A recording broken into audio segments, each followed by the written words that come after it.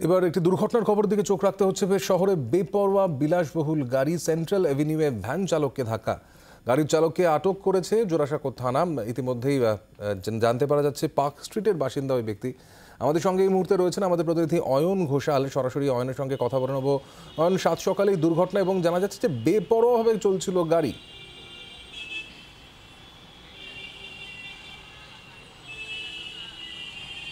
একটা ছবি দিয়ে তোমার সাথে কথা বলা শুরু করি। উত্তরপ্রদেশের নাম্বার প্লেট লাগানো অত্যন্ত বিলাসবহুল এবং দামি এই গাড়ি, যে গাড়িটি সেন্ট্রাল এভিনিউতে বেপরোয়া গতিতে ছুটে চলেছিল উত্তর থেকে দক্ষিণের দিকে। গাড়িটি যখন এই ভ্যান চালককে ধাক্কা মারে, তার আগেও একাধিক গাড়িতে অল্প বিস্তর ধাক্কা এই গাড়িটি মেরেছিল। গাড়ির সামনের এবং পেছনের দুটি চাকাই ফাটা। প্রথমে পেছনের চাকা দেখাবো। এই পেছনের চাকা দেখতে পাচ্ছ, এই চাকাটি ফেটে গেছে এবং তার পাশাপাশি সামনের চাকা সেটা শুধু ফাটেনি, সেই চাকা কেটে কেটে তার রবারের বিভিন্ন অংশ বেরিয়ে গেছে। অর্থাৎ গাড়ির গতিবেগ দুর্ঘটনার সময় অত্যন্ত বেশি ছিল। গাড়ির গায়ে একাধিক গাড়িতে ধাক্কা মারার দাগ। একটি ট্যাক্সিতে এই গাড়িটি ধাক্কা মেরেছিল, ট্যাক্সির হলুদ রং গাড়িটির গায়ে এখনও লেগে আছে। ভ্যানকে ধাক্কা মেরেছিল, ভ্যানের যে নীল রং সেটিও এখনও পর্যন্ত গাড়িতে লেগে আছে। গাড়ির বিভিন্ন অংশ, বনেট সহ সামনের অংশ, সেগুলোও তুবড়ে গেছে। এরপরেই গাড়ি চালককে যখন এলাকাবাসী ধরে ফেলেন, তখন সে গাড়ি থেকে নেমে হম্বিতম্বি শুরু করে।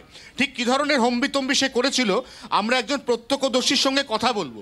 যখন ওকে গাড়ি থেকে নামালেন, ও কি বলল?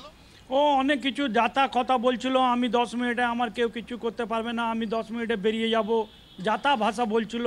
মাল খেয়ে একদম দাঁড়াতে পারছিল না, রক্ত বেরোচ্ছিল এখান থেকে, কানের পিছন থেকে, মানে যাতা ভাষা। দাঁড়ানোর অবস্থাতেও তিনি ছিলেন না, কিন্তু একটা তিনি গাড়ি এরম চালাচ্ছিলেন, হাই স্পিড চালাচ্ছিলেন। যে ব্যক্তি মদ্যপ অবস্থায় ছিলেন বলে এলাকাবাসী দাবি করছেন, প্রত্যক্ষদর্শীরা যারা সেই সময় ভ্যান চালককে ঘটনাস্থল থেকে উদ্ধার করে ভর্তি করেন কলকাতা মেডিকেল কলেজ হাসপাতালে, তারা বলছেন তিনি গাড়ি থেকে নেমে দাঁড়ানোর অবস্থায় ছিলেন না, অথচ তিনি এরকম একটা বিলাসবহুল গাড়ি অত্যন্ত দ্রুত গতিতে সেন্ট্রাল অ্যাভিনিউর মতো একটা জনবহুল রাস্তায় সকাল 8:30 পৌনে 9টায় চালাচ্ছিলেন।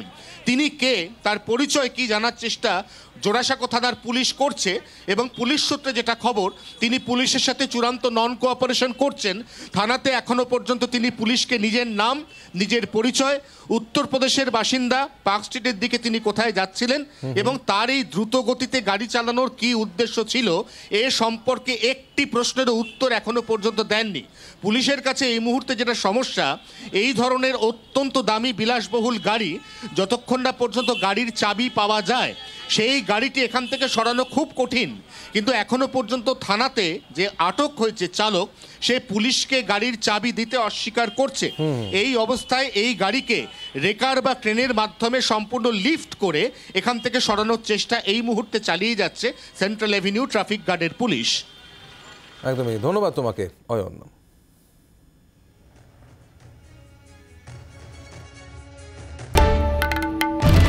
বাংলার আওয়াজ, বাঙালির আবেগ, জি 24 ঘন্টা।